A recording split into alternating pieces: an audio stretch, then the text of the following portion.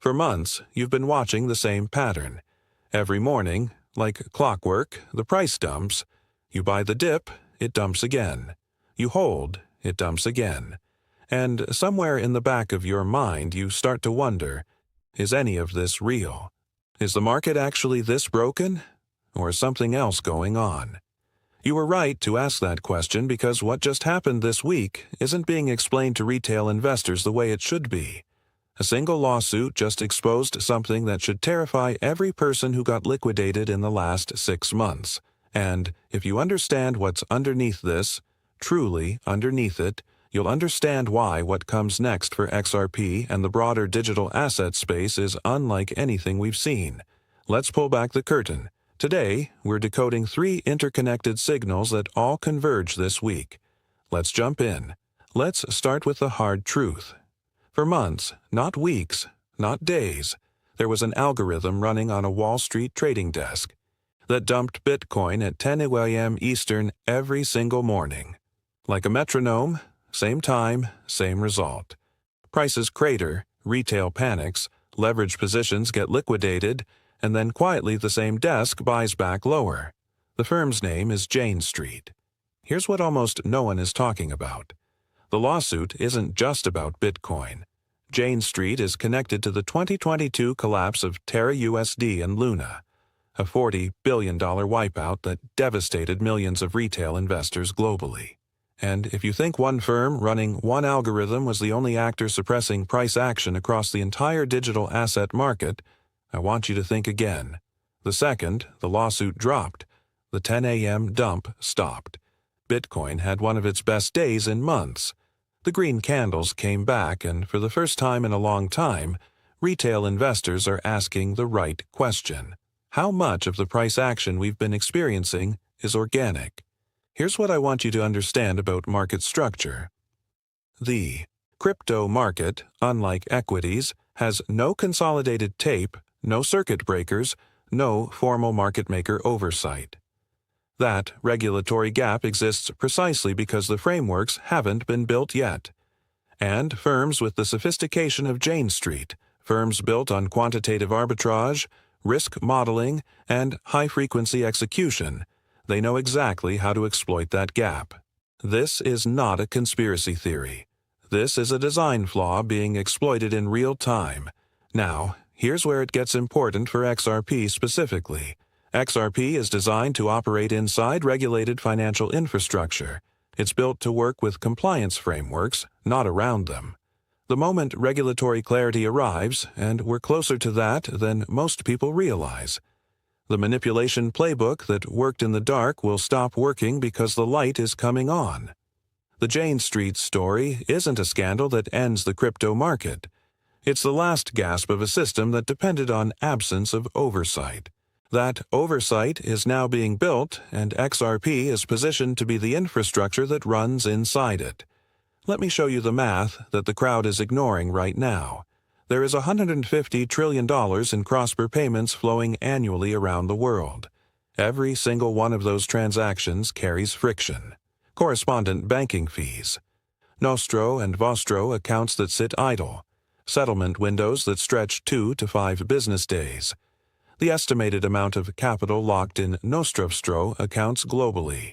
27 trillion sitting idle doing nothing, serving as collateral to keep the legacy system from collapsing under its own inefficiency. Now ask yourself, what is the utility of XRP in that context? XRP settles in 3 to 5 seconds. Final done. If you want to move $10 million through a legacy correspondent banking chain, you need float. You need Nostro pre-funding. You need counterparty agreements in every jurisdiction. If you want to move $10 million using on-demand liquidity powered by XRP, you need XRP at a price high enough to provide sufficient liquidity depth to handle that transaction without slippage. Here's what that means mathematically. At its current price, XRP can serve certain transaction corridors. But to bridge even a fraction, even 5% of global Nostrovostastro capital that currently sits idle, the math requires a significantly higher valuation. This isn't a prediction, it's a design requirement. The system doesn't work at scale unless the bridge asset is priced to hold the value moving through it. Add to that 100 billion XRP fixed, no more will ever be created. Of that, roughly 55 to 57 billion are in circulation. Exchange reserves are trending toward multi-year lows based on on-chain data. The supply is tightening while the institutional demand signal is building. Think about that math. Fixed supply, declining exchange reserves. 27 trillion of dormant capital that XRP's technology is literally built to replace. Even a fractional unlock of that market does not compute at today's prices. The math doesn't lie. The question is whether you're watching the noise or watching the structure. While retail was watching charts and reacting to the 10 a.m. dump, something very different was happening at the institutional level. In Washington this week, senators met behind closed doors with Mark Andre and Chris Dixon from A16Z, two of the most sophisticated technology investors on the planet, specifically to discuss the Digital Asset Clarity Act. This is not a fringe conversation. This is Tier 1 venture capital briefing sitting United States senators on the structure of digital asset legislation. Do you think Mark Andre walks into a Senate briefing to talk about speculation? About retail FOMO? No, he's talking about market infrastructure.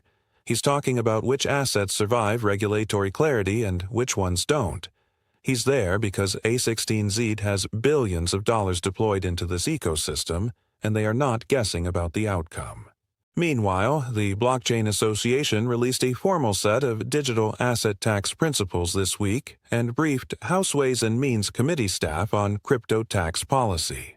They're pushing for a de minimis exemption on small transactions and, critically, for stable coins to be treated like cash for tax purposes. This matters more than most people understand because if stable coins are treated as cash equivalents, it changes the entire cost calculus of using digital assets in commerce. At the same time, tokenization is accelerating at a pace that would have seemed impossible 3 years ago. Apollo's tokenized private credit fund, Janus Henderson on-chain securitize integrating with multiple chains.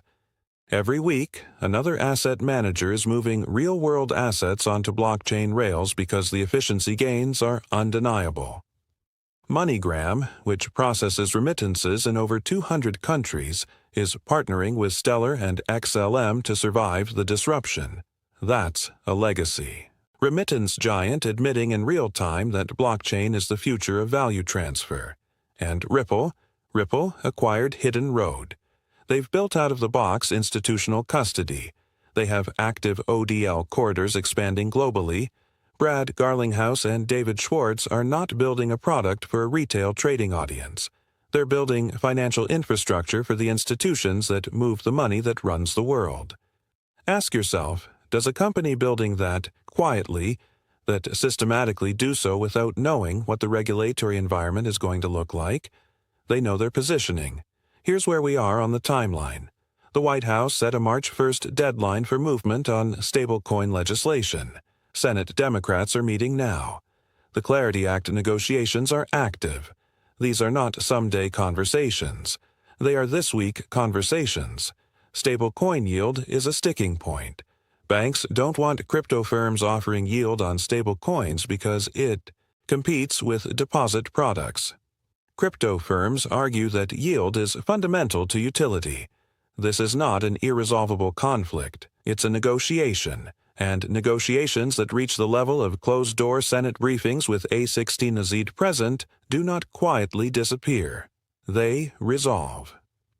Once stable coin legislation passes, and the structure of that bill will likely inform the Clarity Act framework, the regulatory gate that has been blocking institutional capital deployment into XRP and other digital assets begins to lift. That is the catalyst. Not a tweet, not a price target, not a technical pattern on a chart. It's the removal of regulatory ambiguity that has been the single largest barrier to institutional scale adoption. The window for accumulating at pre-clarity prices is not infinite. Once the legislation lands, the institutions that have been positioning in the shadows don't need to wait anymore. and retail will once again be looking at a chart wondering why they missed the move. The signal is clear, but only for those who are actually looking. Let me bring this back to something simple. Jane Street ran an algorithm that suppressed prices for months. The second accountability arrived, the manipulation stopped, and the market breathed. That's not a small thing. That's a structural shift in market dynamics. Meanwhile, XRP exchange reserves are near multi-year lows. Institutional infrastructure is being built in real time. Senators are in closed rooms with the most sophisticated technology investors on Earth, talking about the framework that governs this entire space. The crowd that panic sold through the 10 a.m. dumps, they handed their position to someone who understood the structure. That's the brutal reality of an unregulated market. But that era is ending. The ones who understood the foundation, who held through the oppression, are about to see why patience in the presence of structural truth is the only strategy that compounds over time. In a market built on emotion and noise, the edge belongs to those who study the plumbing, not the price. Jane Street's exposure, the Clarity Act, the tax framework being built in Washington, the tokenization wave reaching critical mass. These are not separate stories. They are one story, the story of a financial system migrating to blockchain rails, and XRP is the bridge asset built for that exact migration. The math doesn't require you to believe me. It requires you to do the calculation. Stay patient, stay rational, and as always, we don't wait for the future, we plan for it.